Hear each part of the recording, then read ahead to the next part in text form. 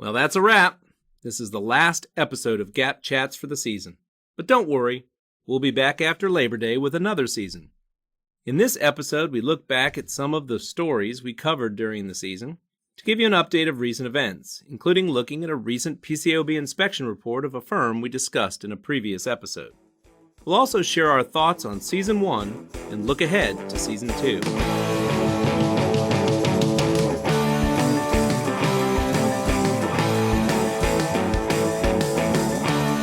Welcome to GAAP Chats, the podcast dedicated to all things accounting, brought to you by GAAP Dynamics. I'm your host, Mike Walworth, and with me as always is my faithful partner, Chris Brundrett. We hope you'll join us on our journey today as we share our passion for accounting and help change the way you train. Well, Chris, this is it. This is our last episode of GAAP Chats for the season. But we'll be back after Labor Day with Season 2. Are you sure? Are you sure about that? Do you want to do it again? I mean, I don't know. What do you think?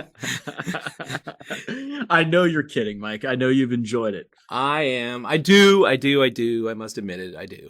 We're taking a little break, though, from the podcast over the summer to kind of come up with some new content and, quite frankly, kind of give us some time to do the actual work that pays the bills. Well, and as CFO, that makes me quite happy. I figured it would. In this episode, I wanted to take a look back at the season, as well as give our listeners an update on some of the stories we covered during that season. I also want to remind listeners that we take requests.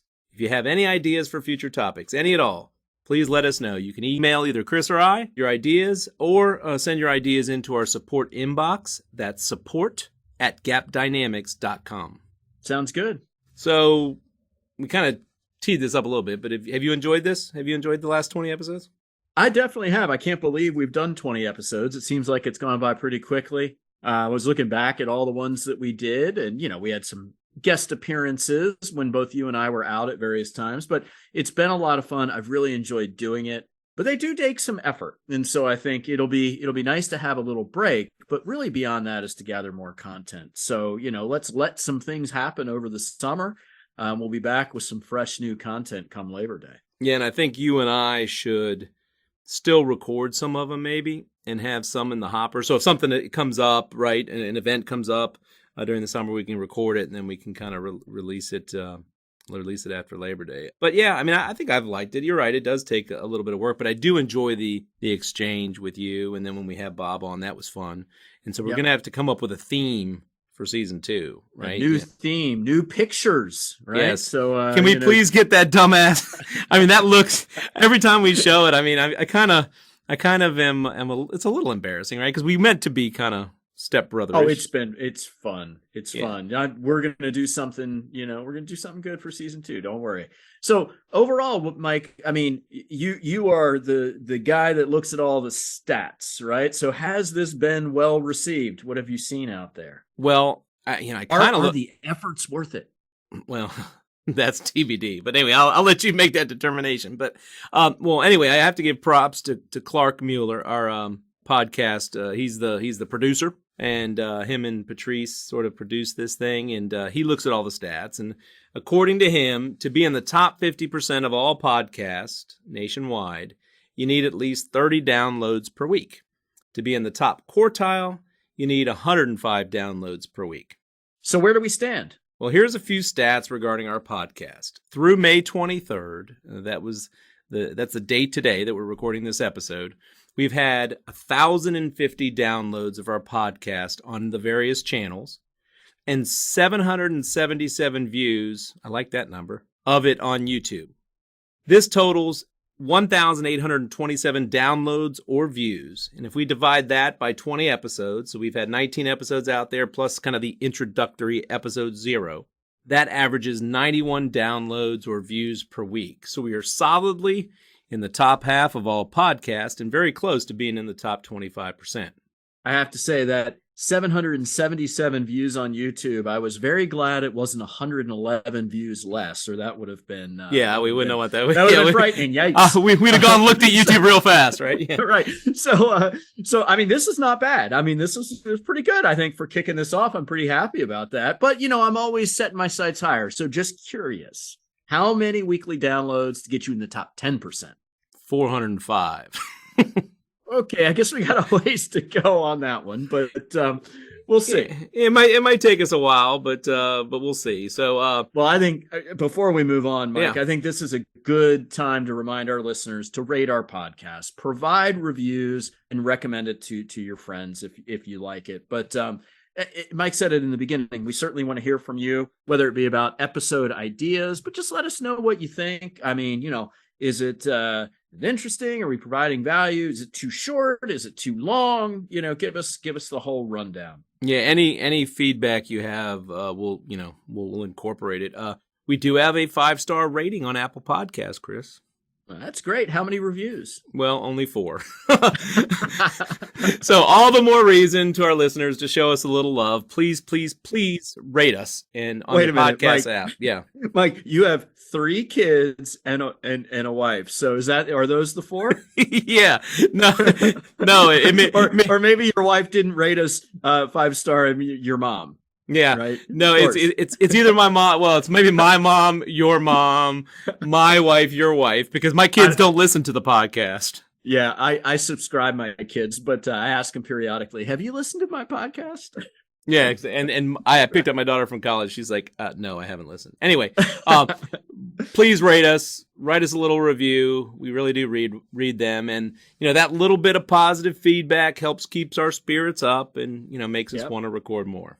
So what was the most downloaded episode? I guess that would be an indicator of the most popular, but what was the most downloaded? Well, what's interesting is the way podcasts, on the podcast channels anyway, the way it kind of works is you do the first episode, it gets traction, someone reviews the second episode, but they go back and look at the first. So the first one for us that we recorded, which was our sort of introductory episode when we pretended to be stepbrothers and sort of kicked off the podcast, that's our most downloaded episode on the podcast channels, followed by episode 1, which is the introduction to non-GAAP financial measures. On YouTube, it's episode 1, the non-GAAP financial measures, but coming in a close second is that Mo Money, Mo Problems, the SEC rules on executive pay. What's your favorite episode? Do you have one? Well, that's tough. I enjoyed quite a few of them. I tend to like sort of the nerdy accounting, ones. And so I really did enjoy that non-GAAP one. I know it was the first real episode, but I felt like it was a good mix of nerdy accounting and, and something that's relevant and interesting. Of course, I liked when we talked about some updates that were going on with the ISB and the FASB. But the other one that came to mind was that buy now, pay later. It's just some interesting, trends to think about there. And I found that one kind of interesting. Yeah. So what about you? What was your favorite? I kind of like the Mo Money, More Problems, and I do have to give you props for the title, right?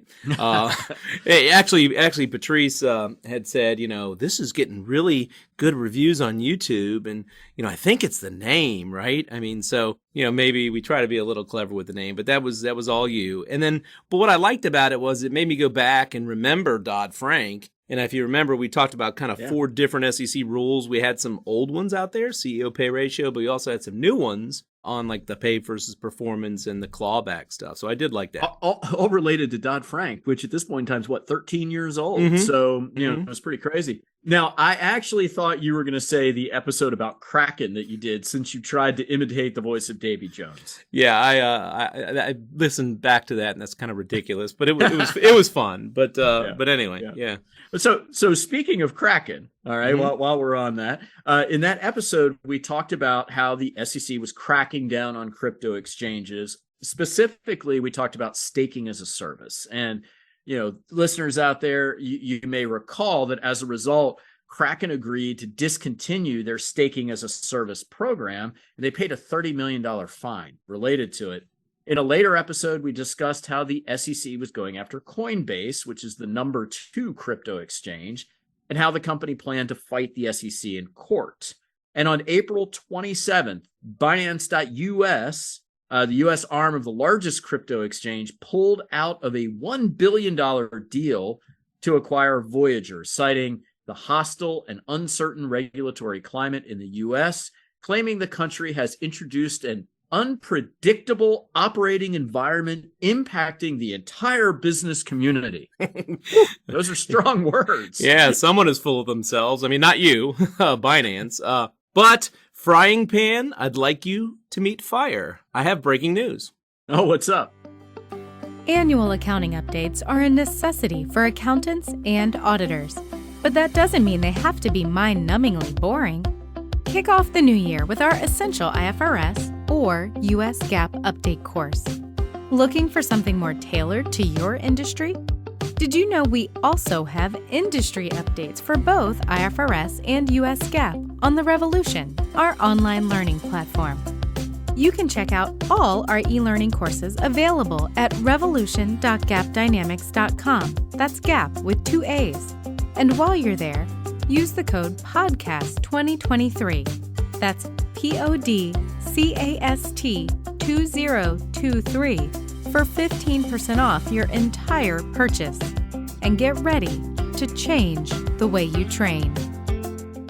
Well, hot off the presses, today, Reuters is reporting the following, and I quote, "The world's largest cryptocurrency exchange, Binance, commingled customer funds with company revenue in 2020 and 2021 in breach of U.S. financial rules that require customer money to be kept separate," 3 sources familiar with the matter told Reuters.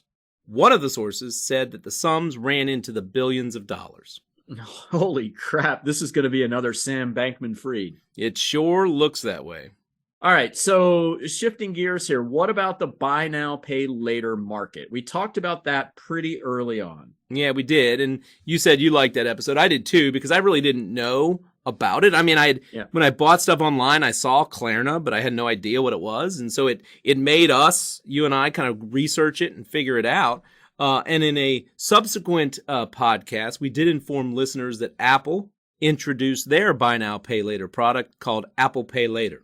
Yes, and how we thought it was going to get tough for the other market leaders, Affirm, Afterpay, and Klarna.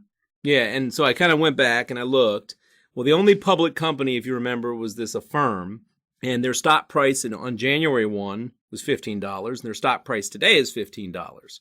So it didn't look like it had, there was not that much movement. But during that period, the 5.5 months or whatever, it did reach a high of $25 kind of in February. So I guess that stock did take a pretty big hit on the Apple announcement.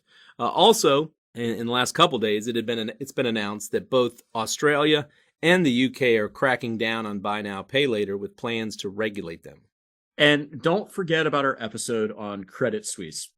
I just read in the paper yesterday that a derivatives committee ruled that a bankruptcy credit event had not occurred in relation to Credit Suisse, squashing investors' efforts to trigger a payout on credit insurance that they had. Yeah, so some people, I guess, had credit derivatives, credit default swaps on Credit Suisse, and they were wanting to get paid out because the company's no more, right? UBS took them over.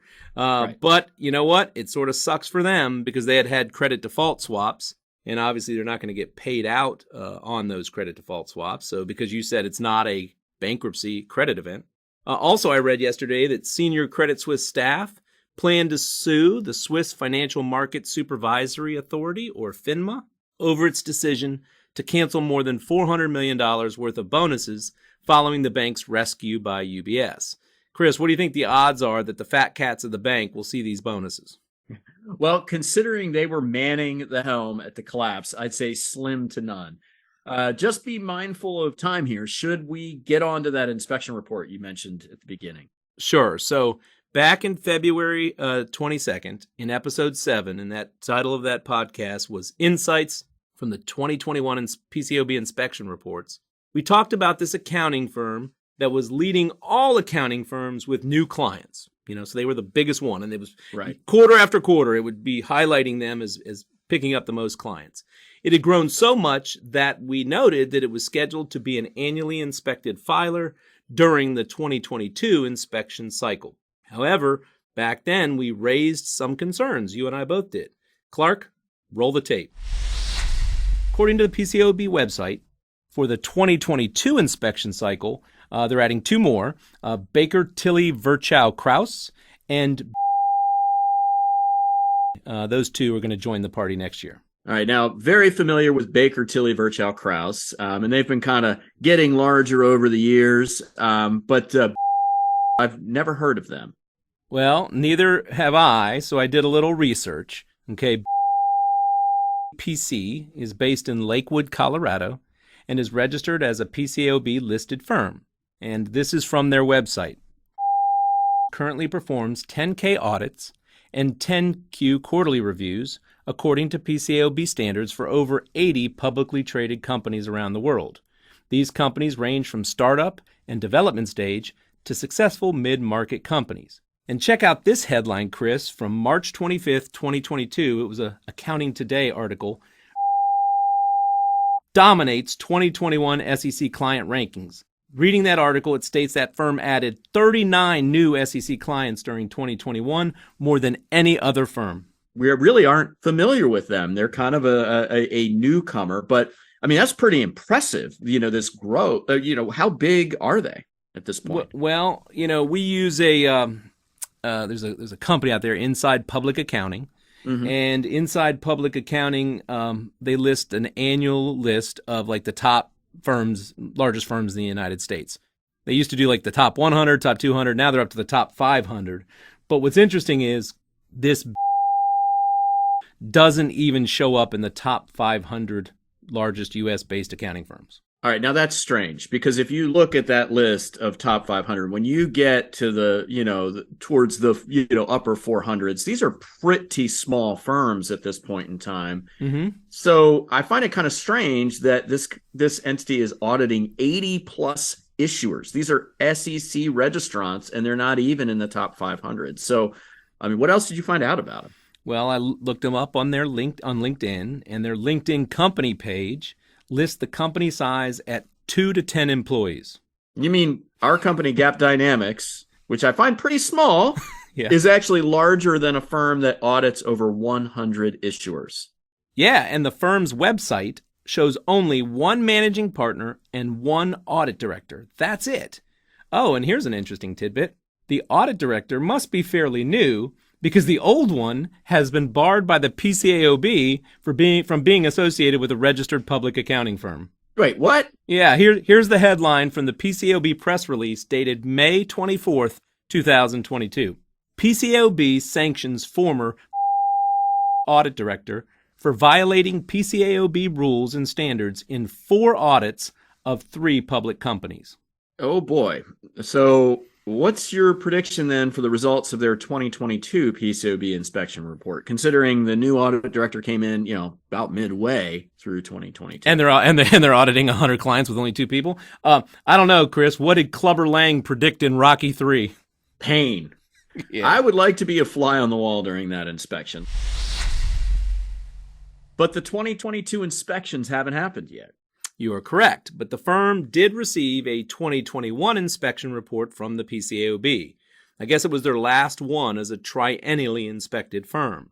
The report was dated December 22nd, 2022, but I think it was actually made public during the first quarter of 2023. All right, so how'd they do? Well, the PCAOB reviewed 10 audits. Want to guess how many of those audits had Part 1A deficiencies? Well, in the previous podcast, I said it wasn't going to be pretty, so I'm going to go with all 10. Yep, all 10. That's a 100% audit deficiency rate if you're playing along at home. Now, of those 10 audits with deficiencies, want to take a guess on how many of those had multiple deficiencies? Please don't say all 10. All 10. But no wonder. The report showed they had 168 total issuer audit clients in 2021 and a total of 4 engagement partners on issuer audit work. Now, wait a minute. I thought when we did that episode, some time ago that they only had 2 audit partners. They do on their website. Interesting, the PCAOB inspection report said 4, and they had a footnote by it. And here's what the footnote says. The number of engagement partners on issuer audit work represents the total number of firm personnel, not necessarily limited to personnel with an ownership interest, who had primary responsibility for an issuer audit as defined in AS 1201 supervision of the audit engagement during the 12-month period preceding the outset of the inspection. So they had non-partners acting in a partner capacity. That's correct. Still, with four partners and assuming this 168 issuer clients, that's 42 issuer clients per partner. That seems like a lot. Yeah, you think? But to be fair, none of the 168 issuer audit clients are integrated audits of financial statements and internal controls over financial reporting. Okay, so they had no large accelerated filers. Yeah, right. Nothing, no ICFR audits. But it still seems like a fairly heavy workload. Anyway, check out some of these inspection findings. And I'm quoting now from the inspection report. The first one. The firm did not perform substantive procedures to test revenue beyond comparing it to prior year revenue and comparing certain revenue to the issuer's information system. In addition, the firm did not perform any substantive procedures to evaluate whether the issuer's revenue recognition policies were in accordance with GAAP. Finding number 2. The firm did not perform substantive procedures to test certain receivables beyond comparing the balance to the subledger. Finding number 3. The firm did not perform any substantive procedures to test certain liabilities. Finding number 4. The firm did not evaluate whether the issuer properly identified its related parties and relationships and transactions with related parties. Further, the firm did not evaluate whether the related party transactions were properly accounted for and disclosed in the financial statements. Those are not good. And it gets better. Those were just for one of the 10 issuers. Oh my goodness. Yeah, it's funny. I remember back in the day, I was talking to Bob about this. I remember back in the day, sitting in the audit room as a young, dumb 20-something and wondering, couldn't a firm just charge the audit fee and not do any work and hope nobody finds out? Of course, that was before the PCAOB. Well, I think this firm must have stolen your business plan. What was the firm's response? They usually have a letter to the PCAOB in the back of the inspection report, basically, responding to the PCAOB's findings. Yeah, so I looked at the last page of the inspection report, and it included this note. Pursuant to Section 104F of the Act, 15 U.S.C. whatever, and PCAOB Rule 4007A, the board provided the firm an opportunity to review and comment on the draft of this report. The firm did not provide a written response. I guess there's not really much else to say. Nope. And I think with that, Chris, why don't you take us out of Season 1? All right, that's all for this episode of GAAP Chats, your source for all things accounting.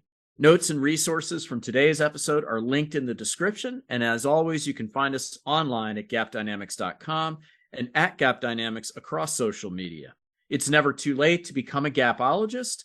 Head over to our website and subscribe to our blog so that you are the first to know what's new with GAAP Dynamics.